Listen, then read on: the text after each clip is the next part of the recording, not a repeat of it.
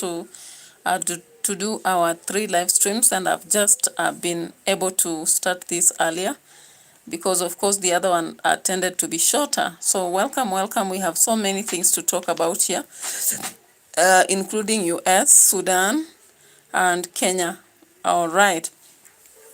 So it's shocking that it seems that currently children are being starved in America. Believe it or not, children are being starved in America. Maybe we should get to this video to understand what I'm talking about. And this revelation has come with a lot of shock. You know, many times we believe that when people in America, everything is cool.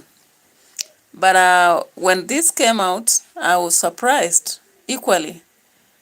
And I don't know what you think. For those of you who are in America, do you agree with this, what this lady was sharing here?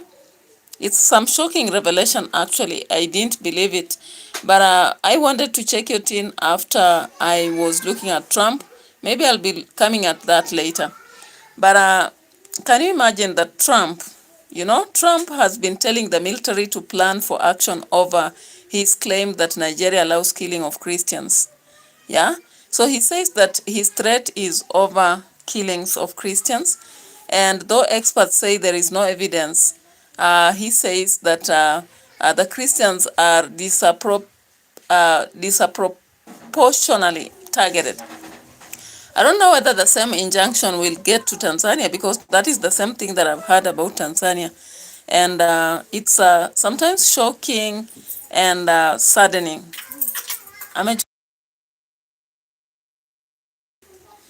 All right, so welcome to our live stream for the day. Of course, I do a lot of live streams with a reason. Remember, I've been battling so much on YouTube for 3 years. And because at first, the first year I didn't focus so much. The second year I received a lot of challenges on what they call reused content. And now I'm here. So it's a very sad moment, actually, when you look at the fact that the Trump authority is trying to deploy the National Guard to US cities, you know. And this has just happened from 9th October 2025. We began to see this kind of situation. So the National Guard were deployed in most cities. Look at this.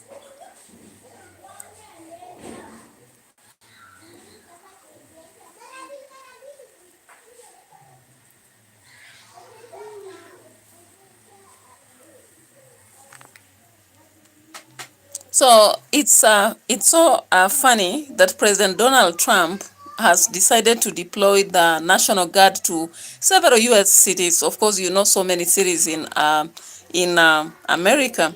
And this has drawn a round of legal challenges by local and state officials because they are not used to this situation.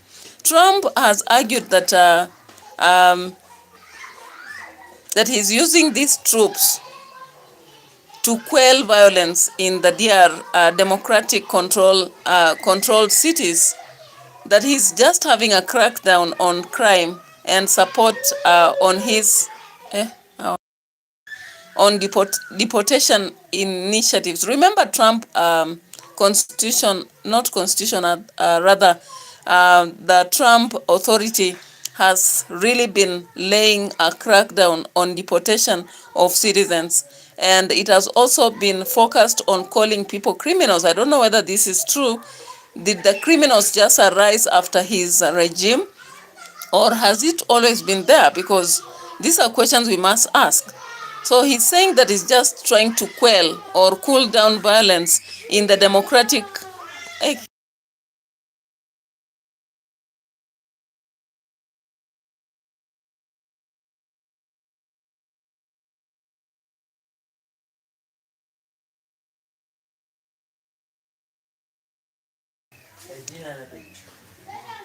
Yeah, so where were the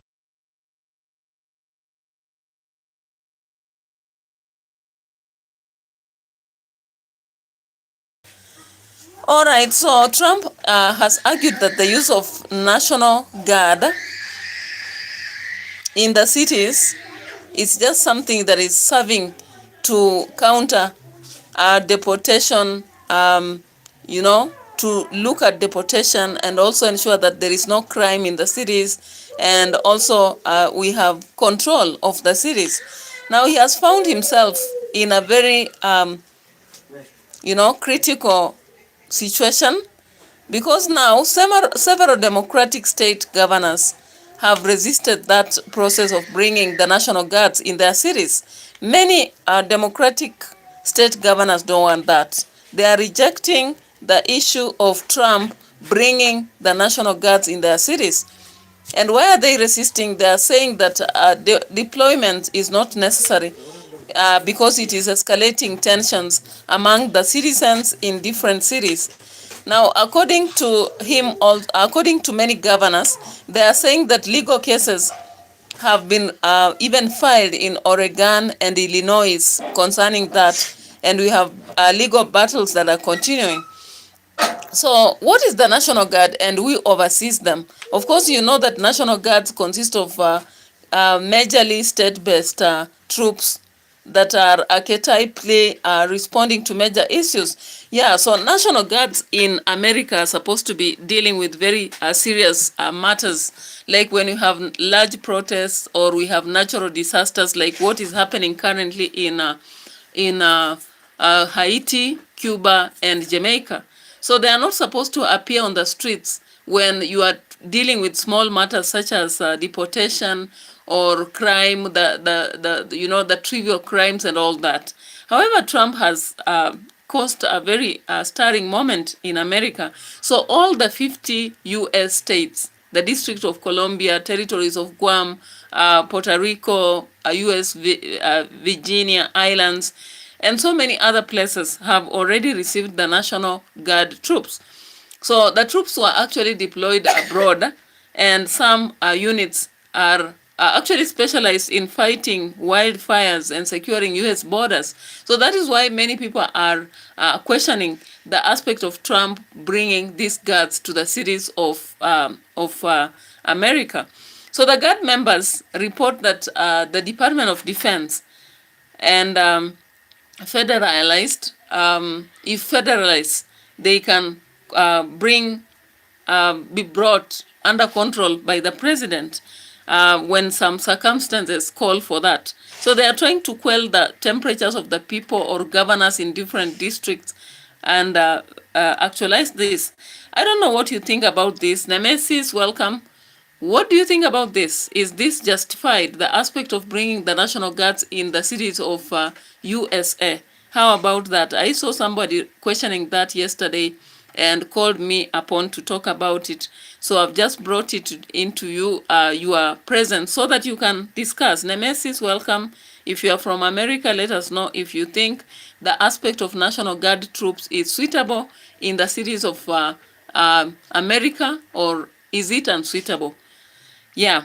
So the governor of state activists guard troops during emergency, and they are supposed to be there when maybe we have such demands as such. However, they are saying that sometimes the president can request that this process is taken. So National Guard troops have limited power. Of course, they do not enforce for law. They make arrests. They also conduct seizures, and they are supposed to be there on searches. So there is a law called Posse Comitatus Act, of course, in America, and it limits the powers of the federal government to use military force for domestic matters. Now, when you look at the matters which Trump has listed as to why he wants the National Guards on the streets, those are more of domestic matters.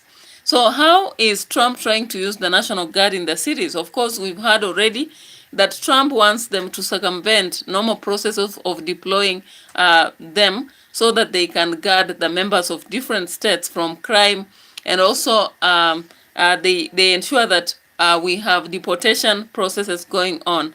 So one of the challenges that is facing a lot of people in the streets is that somehow they are not having an understanding into how the National Guards will be controlling the streets and what goes on. So we have about 300 guards who have already been, led to go to the streets of Chicago and Texas. They have been sent from Texas. Some are training in Chicago and all that. So that is the matter that I had to bring to you. But it doesn't look very legal to me, in my small understanding, because when you look at the exact aspect of why Trump is letting them go to the streets, it's not quite clear. Okay? So he wants to use them in Portland, and according to many people, they think that there were some demonstrations or protests, and not very major, early October, but Trump decided to do that because he thought that they are going to burn down the city. And he also says that, but when we look at the governor of Oregon, Tina Kotek, so Tina Kotek, the governor of Oregon, said that there was no insurrection in Portland, so there was not a national security threat to allow those guards to go into that city.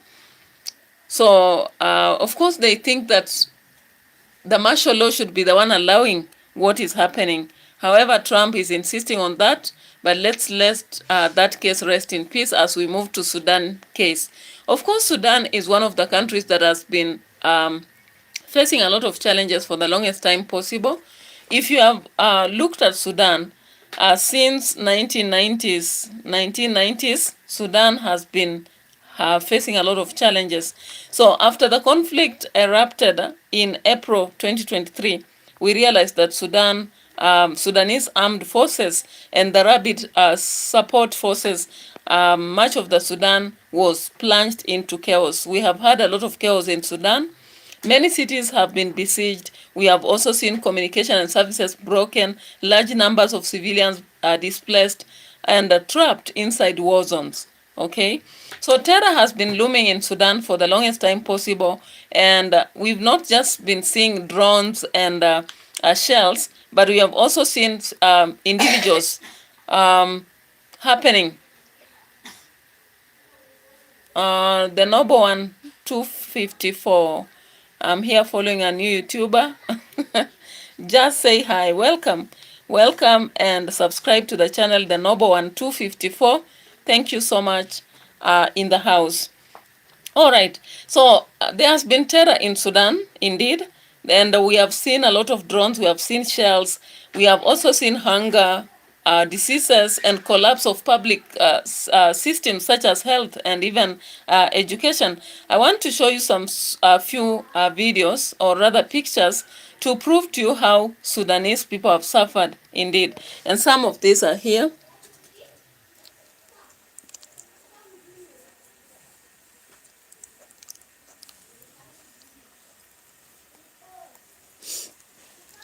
So there has been a daily anguish in the lives of Sudanese people, and that's why you find that Sudanese people are all over the places as refugees.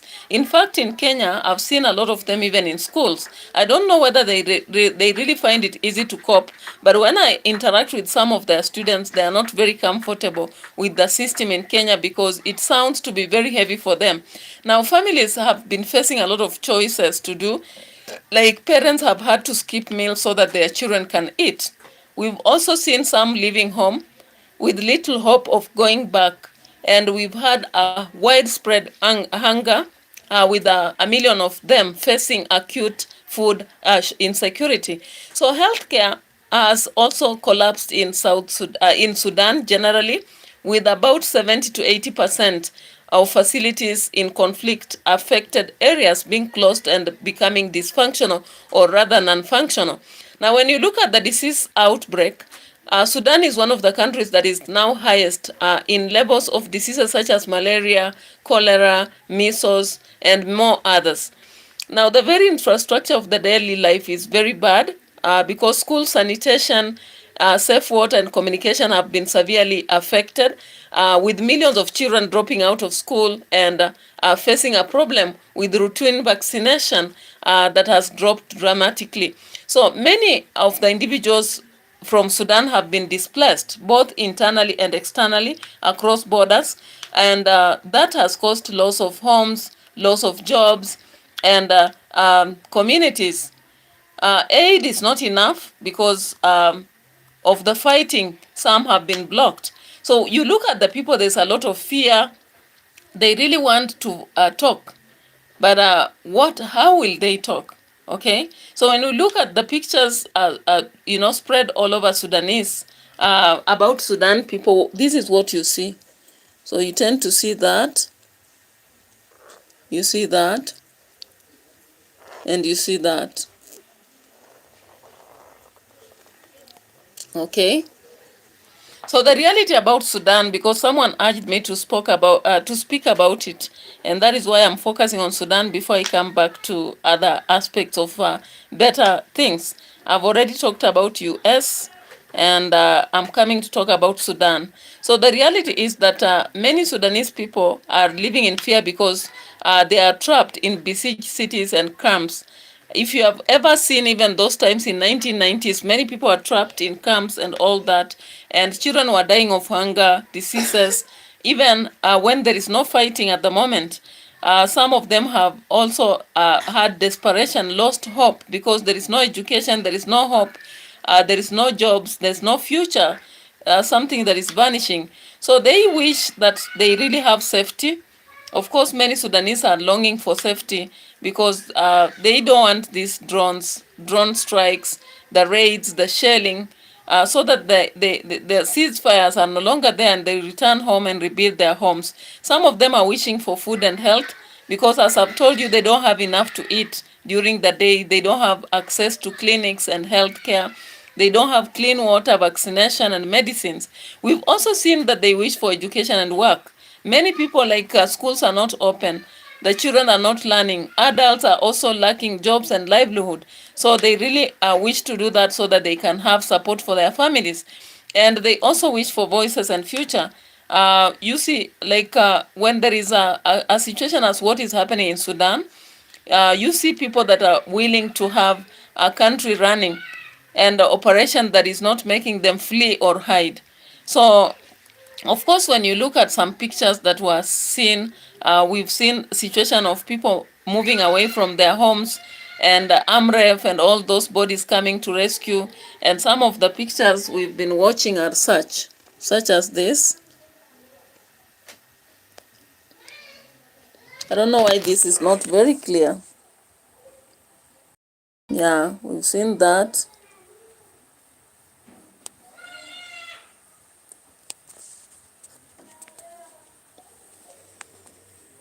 So those are some of the situations we've seen in Sudan. So the obstacles in Sudan are very immense. Aid funding is massively short. Humanitarian access is obstructed. We have rainfalls, floods that are adding on to the suffering. So Sudanese people are actually suffering and agricultural production is threatened. There is a point whereby we saw some trying to come back home and conduct agriculture, but currently there is a deepening food shortage. As the conflicts drag on, we see the citizens don't have hope and they risk to fade that hope because there is no peace. When will they return home? When will normal life come back? Yeah. So the message from the people is, most of the parents just want their children to play, go back to school. They don't want to hear bombs at night.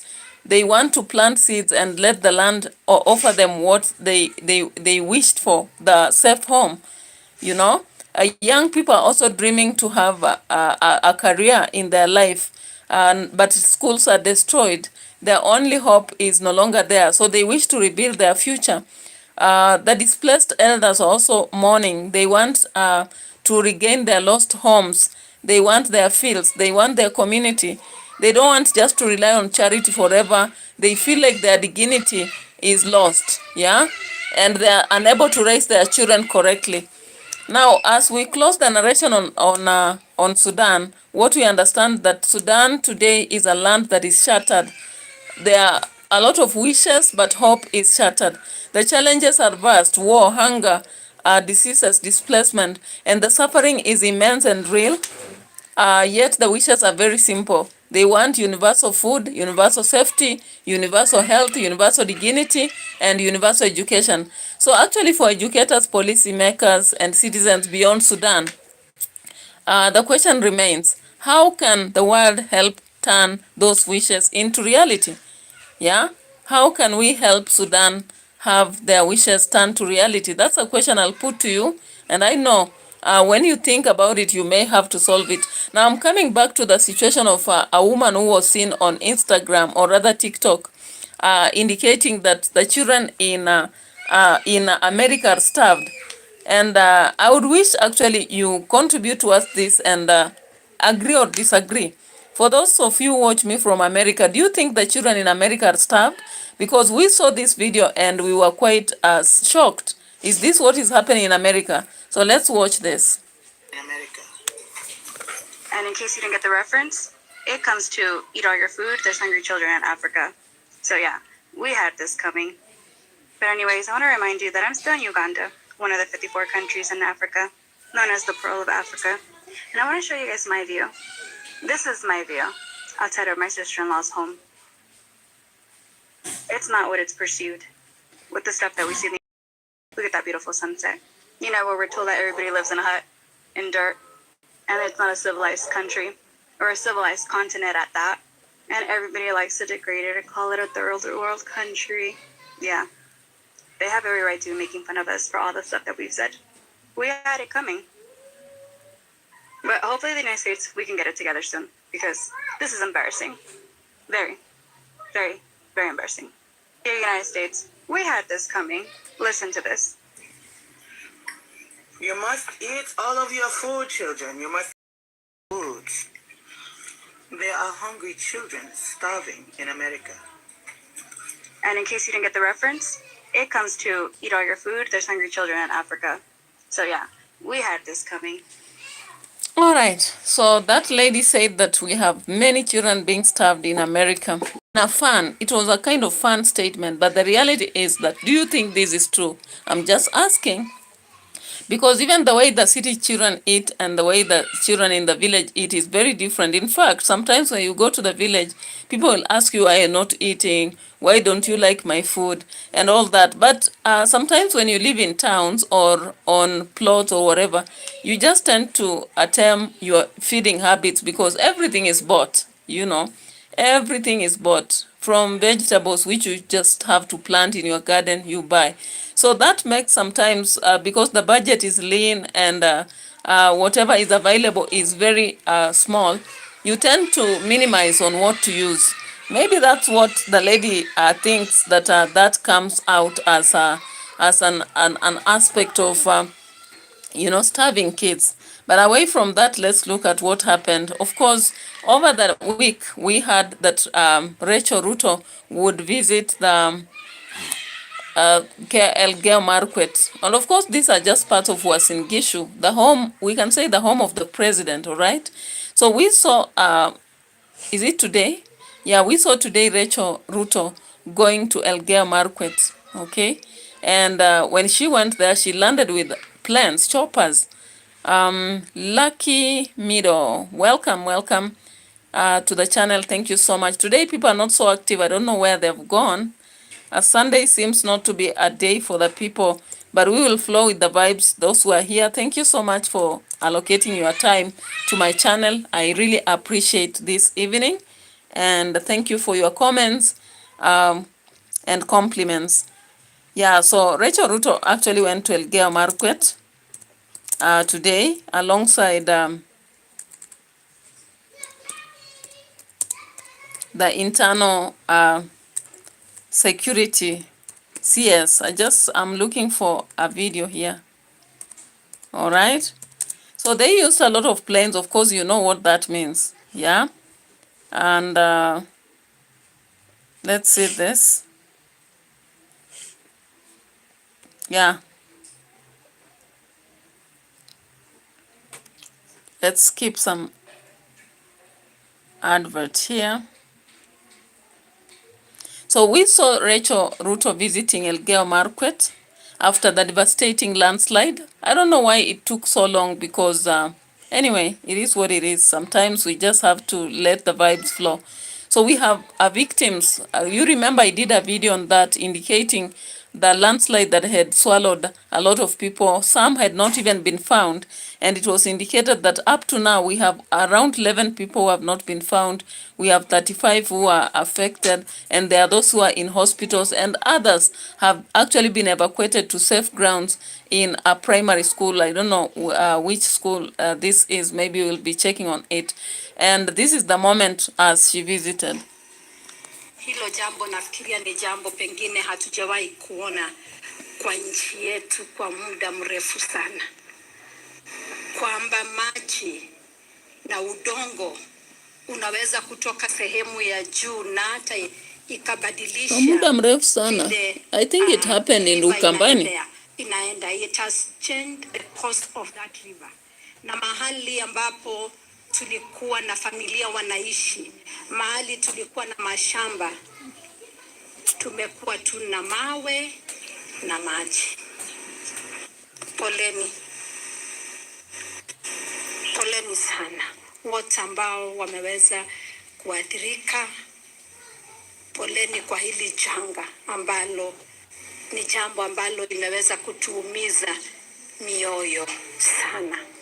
Na mimi kama mama wa taifa nilisema nitafika ili tuweze kulia pamoja, maana Biblia moja na nyinyi.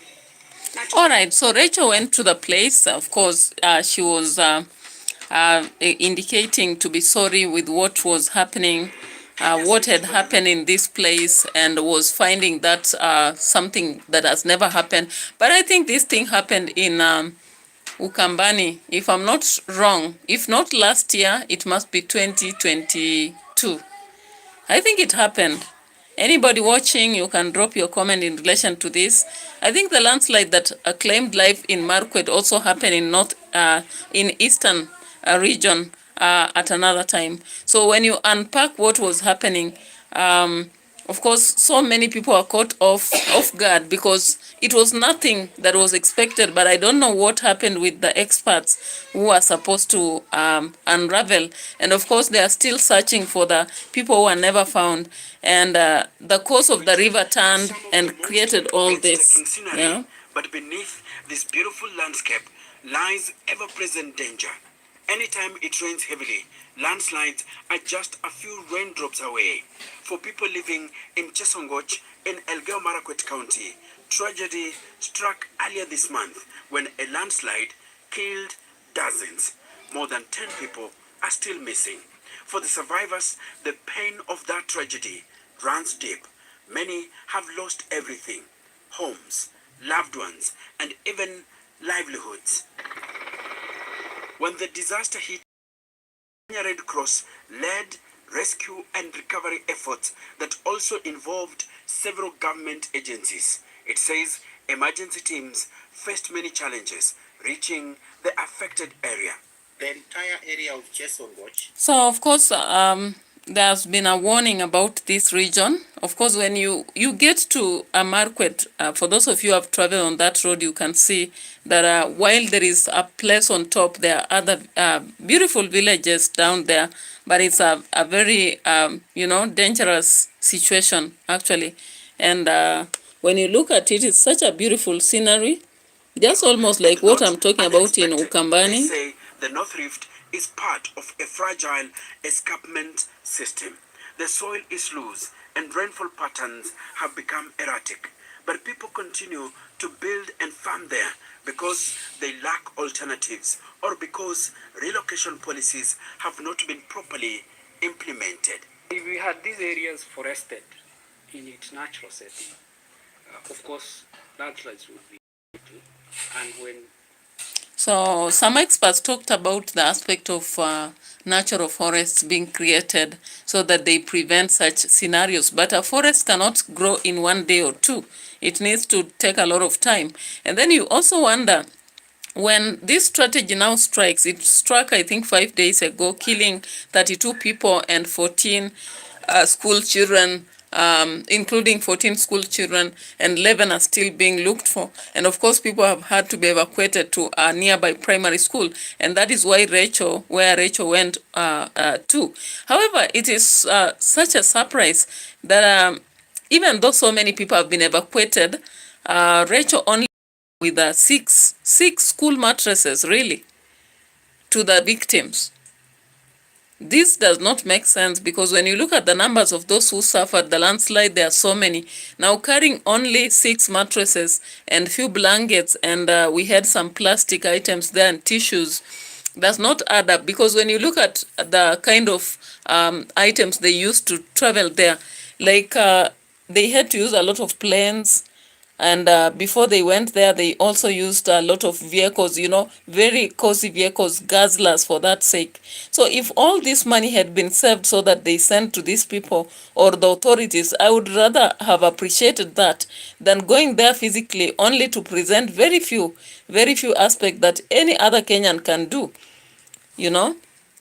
Because Murkomen, as the CS, can afford a watch worth 100,000s. He can afford a belt worth 100,000s. He can afford shoes worth 100,000s. But he cannot afford, enough things for the people of Elgeyo Marakwet that they just was in Gishu, his compound. I don't understand this. This is where I actually disagree with our leaders and see a lot of selfishness in this. Anyway, so let's look at this picture. Of course, it's not a video as such. They didn't play a video. This is what we saw on Murkomen's end. And these are the things they were handing over. These are blankets and all that they carried with them.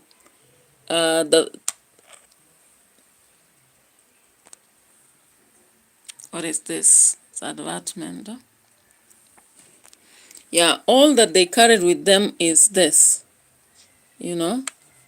If you look at that, it doesn't add up.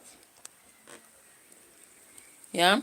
So how do you go to say sorry to people who have had a serious problem and all you can carry is 6 mattresses? You've carried some few blankets and few plastic. I can see some jugs and cups and tissues. Actually, I just hope that maybe more money were also given to these people, because that tragedy was so much. Losing 32 people, including students, then you just carry 6 school mattresses to the victims, and you've used a lot of choppers. You've used a lot of vehicles to get to the place. And this is a whole CS of Interior. And there's so much money that they are distributing across, calling people to State House and offering them. They have so much money that we have seen them giving to churches which don't have tragedy. I don't have a problem with them giving to churches. And of course, today we saw the president at Samburu. I just want to get to that. People may think that when I talk about the president, I have a problem with him. I have no problem, because even what the groups we are being told are coming, I have a lot of questions surrounding them, because will we end in this vicious cycle of putting away this bad leader and taking another bad leader to replace? How I wish that Kenyans should be sober enough that as they think about the next leader, let them think soberly and pick someone who is going to change our nation for the better. So that we don't again, after 5 years, 2012, we are again running to find someone better. Then we pick the worst person and continue with the vicious cycle of poor leaders.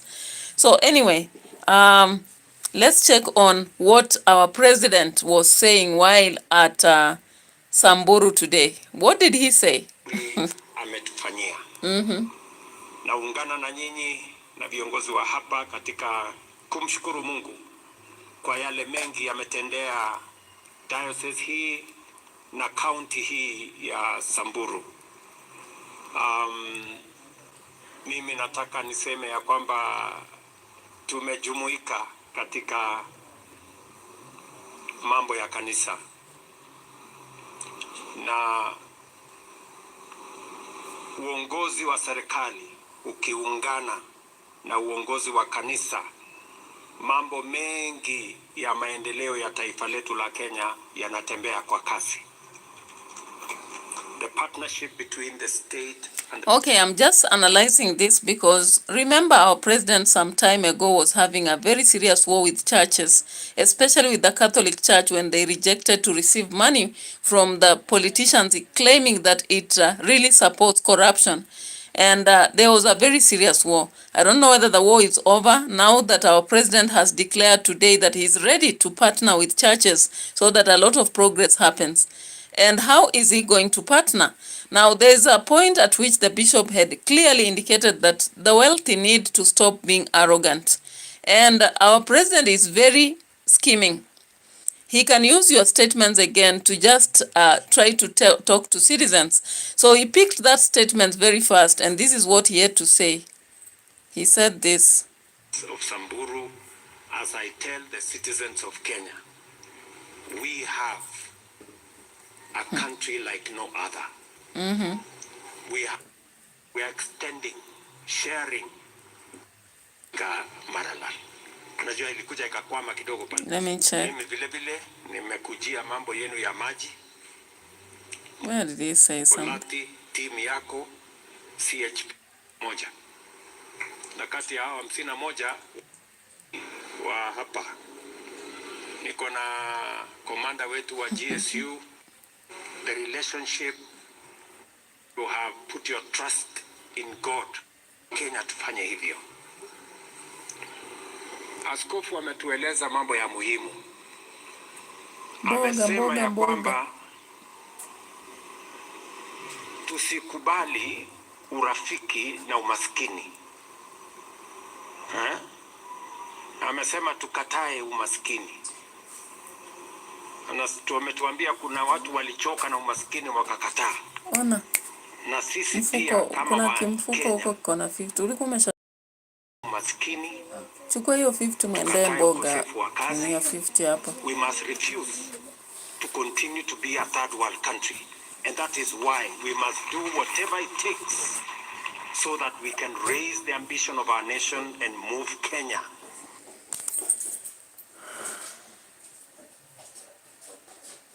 Now, while the president was talking about raising our country to first world, he kept mentioning on housing aspects. And he said that those who have pay slips should not be arrogant. And I was like, does it mean when you have a pay slip, you are rich? Some of us have pay slips, but we are poor. We don't have even our own houses. And then now the president decides that if you have a pay slip, you are blessed, you are rich, so you can enhance better houses for those who are in slums. Is he aware that even those who have pay slips don't have houses and they have to take a loan for them to build a house? That's unfortunate, because I listened at that statement and I was like, is this why you began to rob our pay slips? And it's unfortunate he continues to support and bang up and support his aspect when people are suffering. You know, January, we have been given a burden. If you have a pay slip, you are allowing those people in slums to have houses, yes. You don't have a house, you are still living in rental house and paying rent, yes. And then at the same time now, you are going to pay a lot of fees, school fees for your son or your daughter.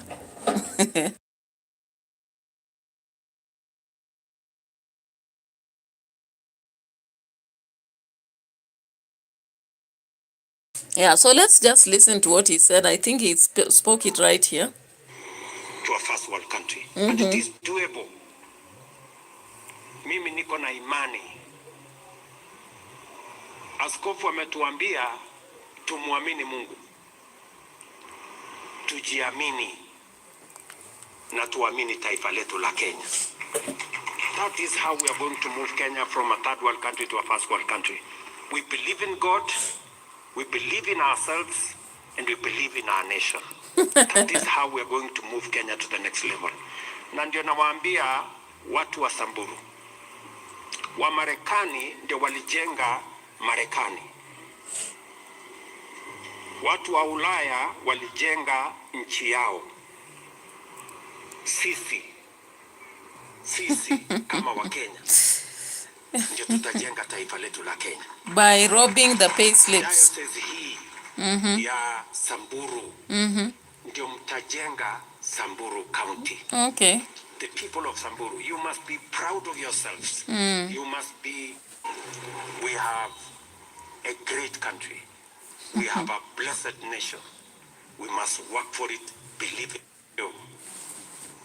Hiyo 1 Timothy 6 verse 17. Paulo anamwambia Timotheo, waambie matajiri wasijivune na wasiweke imani yao kwa utajiri, waweke imani yao kwa Mungu.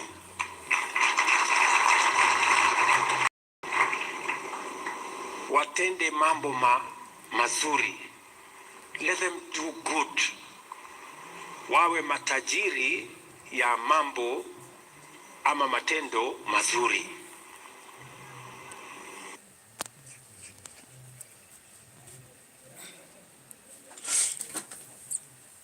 When he said that, I began to analyze rich people in Kenya, because when I look at who are the rich people, currently I'm seeing most politicians, almost all politicians are the rich people.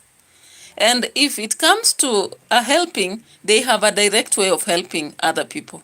But when you call civil servants rich, I'm looking at the primary school teacher, even high school teacher, that nurse who is struggling with a very small salary. Do we really call them rich? And therefore, when he went on to talk, I really felt disgusted.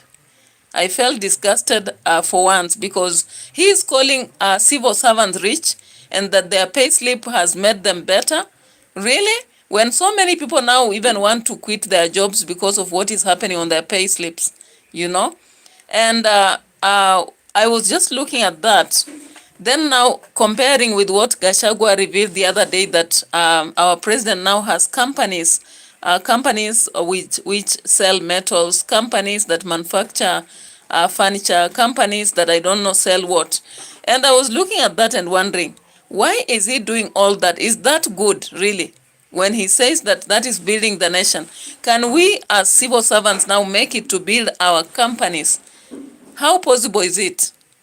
How can we trust in ourselves when we are being looted left, right? Anyway, let's listen to Timothy and what his interpretation from what the bishop has said is. And let them be generous. Generous. That is the Bible. That is what the Bible says. Tusiwe na kiburi. Let us not be arrogant because God has blessed you. God has blessed you with a job. You have a pay slip. God has blessed you with wealth. You have resources. Biblia inasema usikue arrogant. Usikue na kiburi. Tenda wema. Kuwa mkarimu. Share with others. And that is what we are doing. Through the housing program, those of us who are blessed to have jobs, to have wealth, to have pay slips, we are extending, sharing, so that others who live in slums, who live in places that have no decent infrastructure, there are no toilets, there's no infrastructure, they too can own a home. Sisi tuliobarikiwa tuko na mali, tuko na kazi, tuko na mishahara. We extend and share so that today we can have universal health care. So when the president began to speak about the housing, then I was so frustrated, because if he thinks the civil servants are rich because of a pay slip, they are blessed because of a pay slip, he does not remember that these people paid a lot of fees before they got to where they are. And they are still having loans to survive. You know, it's unfortunate that sometimes when you look at teachers, but some of them or most of them are just living on loans. They have negatives. However, the same pay slip that is borrowing loans to make them survive has been chopped again with a lot of money going to housing, SHIF, and I don't know what. So what simply the president is trying to prove here is that if you work, that is a mistake. You are counted as a blessed person and you should only give and help others, while you yourself, your fair welfare is not taken care of. Because do we have any housing plan in our pay slips? We don't have a housing plan in our pay slips. You know, even if we have housing allowance, that allowance is too minimal. And again, it's only allowed to earn rent. And you find that teachers have to struggle, or nurses, to take loans, police officers, to take loans so that they can do anything, even paying school fees for their kids. Because that salary they call salary is not there anymore. Once someone stays in work for 2 or 3 years, they don't have salary anymore. I don't know whether the government really looked into this. And they are going to see a state in which after 5 years, very many people will be frustrated as workers. And people will not be motivated to work positively. That is what is going to happen generally in our nation. Yeah? Anyway, let's get to see what Malala said. And then we can check on DP Gachagua.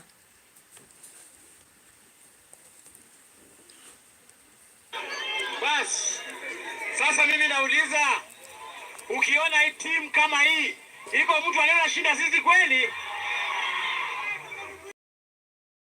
Sitaki kuongea mengi kwa sababu leo ni siku ya soko. Paka mwende nyumbani haraka haraka, mwende mpikie watoto. Mimi mnajua vizuri sana. Do you know the truth of being born again? If I have told you earthly things and you do not...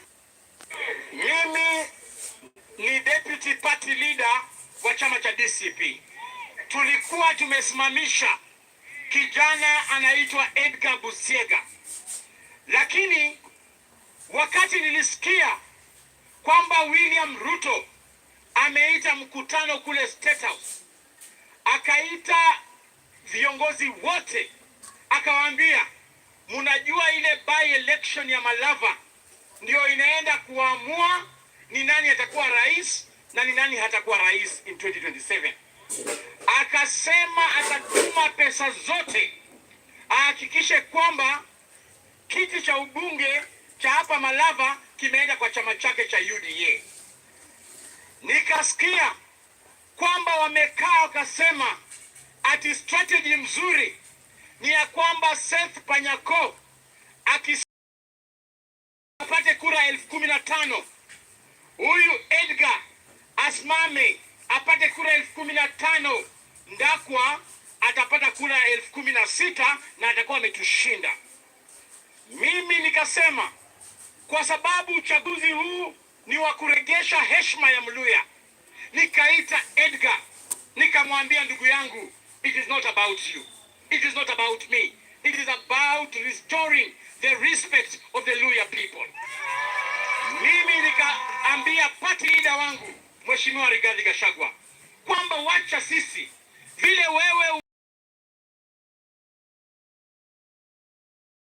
ukae pamoja, tulete heshima ya mtu Mluya. That is why muliona niliweka Edgar rudi chini. Siri, sio ati ameuza hizo factory.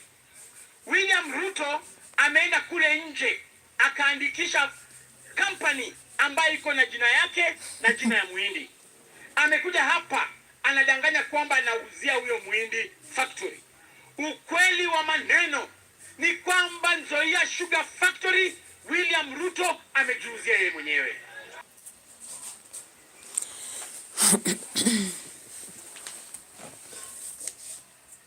Yes, Nzoia na Mumias. Tunavyoongea sasa hivi shamba 42,000 ziko kwa jina ya William Ruto za Nzoia Sugar Factory. 24,000 acres. You know that feeling when you realize you've been doing something the hard way for years? Yeah. Of Mumias Sugar Factory iko kwa jina ya William Ruto na huyo mwindi wake. Sasa tunavyoongea William Ruto ako na shamba karibu 70,000 acres kwa shamba yetu ya Waluya. Faruk Kibet ameenda hapa. Kwani nyinyi hamjazaa watoto ambao wanaweza kupigania watu wao? Na sisi ndiposa tumesema huyu William Ruto apende asipende 2017 yeye ni nataka nikisema Harambee mnasema one time. Harambee. Asanteni sana. Thank you. Unajua mimi ni mbunge wa kipekee. Wale ambao walikuwa kule katika matanga ya Mheshimiwa Malulu, mliona ya kwamba spirit ya Mheshimiwa Malulu kwa bunge, baada ya kutaja wabunge wote, ni mimi peke yangu mlisherekea mimi peke yangu. Na kwa sababu ya hiyo, I was so careful. Nimekuwa makini sana kusema kwamba I cannot mislead people of Malava. Kwa sababu hiyo siku hata rais alishangaa. Na ni kwa sababu walinipenda. Na kwa sababu mimi ambaye nilishangiliwa sana hiyo siku, nimekuja kuwapatia mwelekeo na viongozi wenzangu ya kwamba mheshimiwa mjumbe wenu ni nani other than Seth Manyako. Mmekubaliana au mtakubaliana? Na muhimu kwa sababu nimesikia hapa Malava imekuwa na mambo mengi sana. Tumekuwa na various kind of activities. Tumekuwa na women empowerment. My goodness. Tumekuwa shina gani? Hata wazee yote imekuwa hapa. Lakini all those activities zinaenda kuisha tarehe 27 huu mwezi huu. But now you will remain with the member of parliament ambaye atatembea na nyinyi for the remaining period of time. So that's the politics of Kenya. Now let's listen to Gachagua. Then we come to an end of this.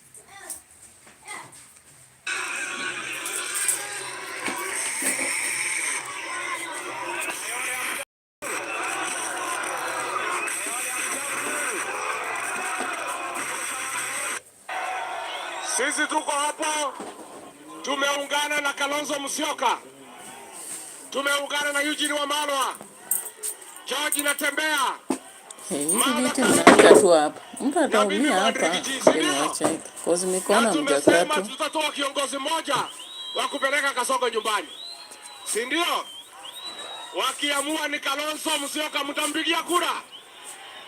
Wakiamua Natembea mtampigia kura. Wakiamua ni Martha Karua mtampigia kura. Na wakiamua ni Rigiji. Wakiamua ni Rigiji. Kwanza wakisema ni mimi. Nitakibiza hii mtu kama. Why does he I wonder why Gachagua says other people once, but when it comes to himself, I've been very observant in most of the meetings. Whenever it comes to him and he hears people are not responding fully, he repeats like 3 times. That is an observation I've made. Just try to check on Muranga, check on the recent Vijana, check on the meeting at Machakos and all others. Is he scared about something? Is he also interested that he particularly becomes the candidate, or what is up? Anyway, that was Malava politics. And of course, when you look at Malava, it has become one of the places of interest for many politicians. I don't know for whatever reason. Is it because it represents the Mlembe nation or the Western people? Or why is it that many politicians, including Ruto himself and Gachagua, the opposition, are really camping in this place, ODM as well? So it seems that there is some interest in Malava. And it's the by-election here has been taken seriously than even those at Magarini. We have another one in Kaspul. We have another one that is in Northeastern. And there is another one, I saw Mbere. Mbere, they were saying that the lead member is a member from DNA. I don't know. What do you think about what is happening? Okay? What do you think about what is happening? Nitamtorosha kabisa, si ndio? Harambee! Harambee!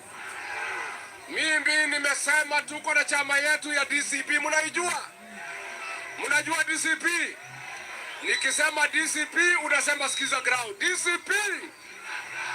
DCP! Mimi naomba mnichagulie mjumbe wa hapa kwa chama cha DCP. Mtakubali? Tunataka MCA wa hapa wa chama cha DCP. Mumekubali? Mumekubali? Mimi naomba vijana. Jezimbo. Jezimbo. Jezimbo. Nyinyi bajenzi ndio dawa ya Kasongo. Si ndio? Na huyu Kasongo hawezi enda nyumbani bila kitambulisho na kuchukua kura. Jenzi mumekata kura? Mumekata kura jenzi? Mimi nataka mkate kura jenzi. Na mimi nataka niseme mambo ya kuchukuliwa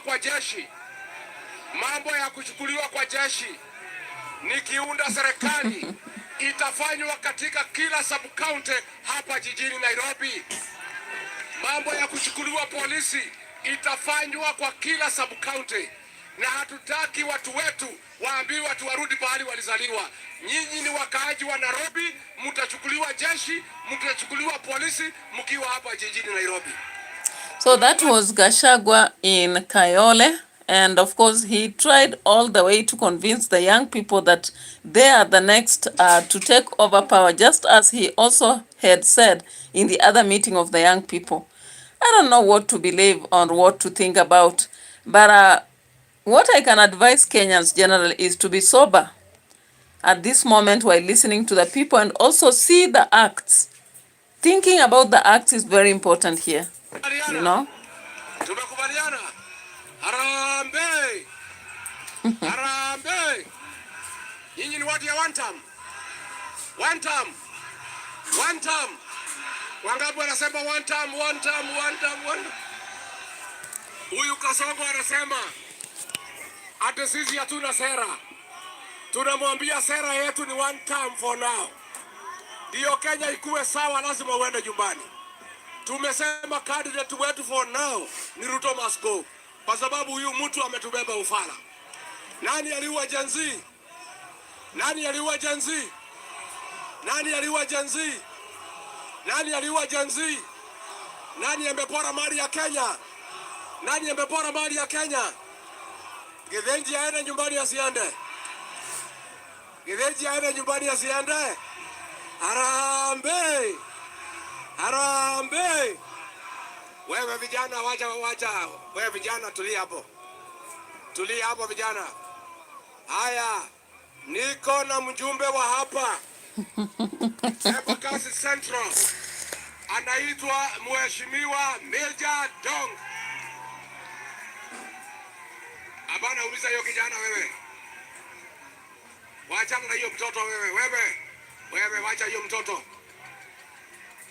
Wacha hiyo mtoto. Haya Mheshimiwa Major Dong, pigia makofi. Umefurahi? Umefurahi? Umefurahi kuona Rigiji hapa? Rigiji amekuja, tulikuwa kanisa hapa na tumesema tupite tukisalimia youth na wamama na wazee wa Embakasi Central. Tunamkaribisha ama hatumkaribishi? Tunamkaribisha ama hatumkaribishi? Wenye tunamkaribisha nione kwa mkono. Wenye tunakaribisha na najini nione kwa mkono. Jadon. Kwa mkono wenye tunamkaribisha. Asanti. Your Excellency, hapa ni Embakasi Central na hapa Embakasi Central ni wapenda amani. Hapa kwetu wakati unaona hawa vijana wengi ni kukosa, wamekosa boka, kwa sababu ile kazi yao ile tuliwa promise wakati wa kufanya campaign. Kasongo aliiba pesa yote, sasa vijana wetu wako kwa mawe. Na mimi Bwana Rigiji na kuomba, sisi tunajua kuna ile muungano mnatengeneza. Kuna hii muungano yako ya DCP, ya Kalonzo Musyoka, ya Eugene Wamalwa, ya Is he shouting or speaking? Sisi tunawaomba mkae pamoja, tushikilie nyinyi vizuri na tuhakikishe 2027 huyu Kasongo. Kwa majina naitwa Ronald Lutuki Nyanga. I am the owner of RUTO. Yeah, so we have conversations going on with politicians trying to sell their missions and all that. Yeah. Lakini vile vile nimefika hapa mambo ya maendeleo ya Samburu County. Sindio?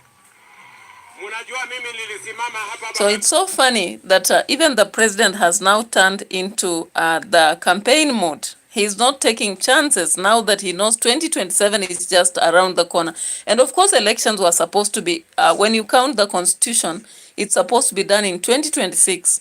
However, it seems that they are pushing for 2027 as purposefully as possible. So Ruto stood in Samburu again in a campaign mode after coming out of church, and this is what he had to say. Sindio?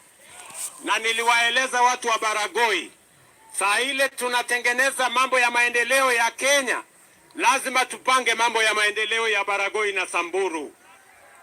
Mnanielewa? Leo hapa nyinyi mnajua tunakutananga hapo kwa maduka na soko hakuna pale ya maana. Nimwambia mama mboga, si ndio? Simulisikia story ya mama mboga? Si tulisema tutamshughulikia mama mboga? Sasa mama mboga hapa Baragoi atakuwa anauzia mahali soko.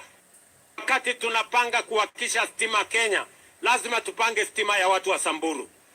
Ni kweli ama si kweli? Vile itaendelea Samburu West. Baragoi hoye! Baragoi hoye! Na tumekubaliana hiyo stima itaendelea. Wakati ninapanga barabara za Kenya, lazima nipange barabara za hapa. Alafu baadaye nitapanga pesa ingine kutoka Moricho mpaka ifike hapa kwenu. Ndio mkae eneza sio ya lami lakini barabara mzuri. Tuhakikishe ile mfumo ya zamani ilikuwa ni mwananchi anaenda hospitali, anaulizwa pesa alipe ndio aweze kutibiwa. Wananchi wengi hawana pesa. Sisi tutakupangia mambo yako ya matibabu. Tutajua madaktari kiasi gani wanahitajika. Tutajua hospitali ngapi. My goodness, I'm like, Mr. President, you are there. Don't say you will, say you are.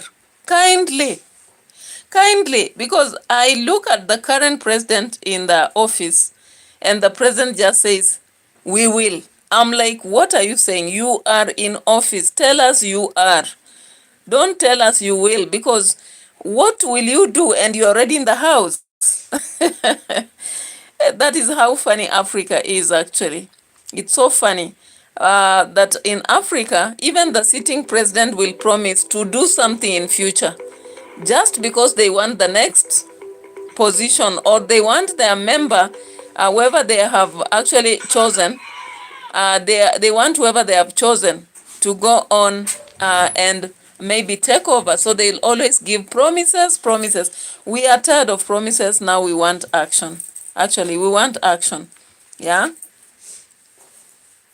we want action.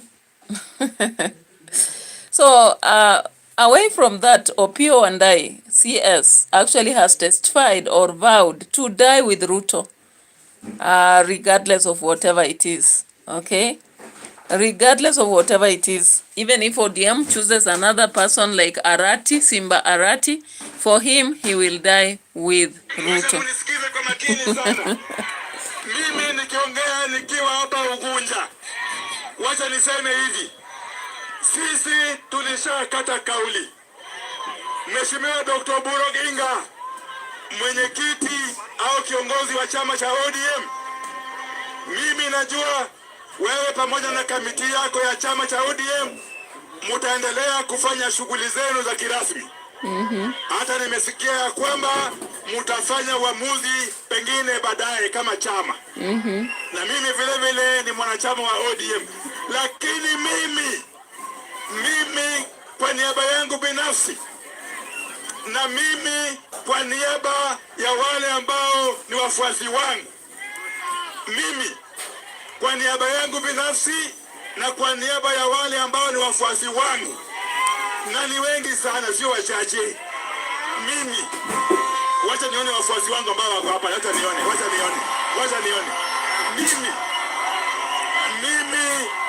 Mimi James Opio Wandai, nataka niseme nikiwa jukwani hapa Ugunja siku ya leo ya kwamba tutafanya kazi na Mheshimiwa Rais Ruto mpaka dakika ya mwisho.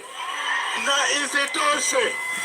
isitoshe, mimi kwa niaba ya wafuasi wangu nishakata kauli tayari ya kwamba kitakofika uchaguzi ujao mwaka 2027 tutaunga mkono Mheshimiwa Rais Ruto apate tamu yake ya pili. Wangapi wanaunga mimi mkono kwa hiyo maneno? That is politics for you, Kenya Marwa. Hey. It is so funny.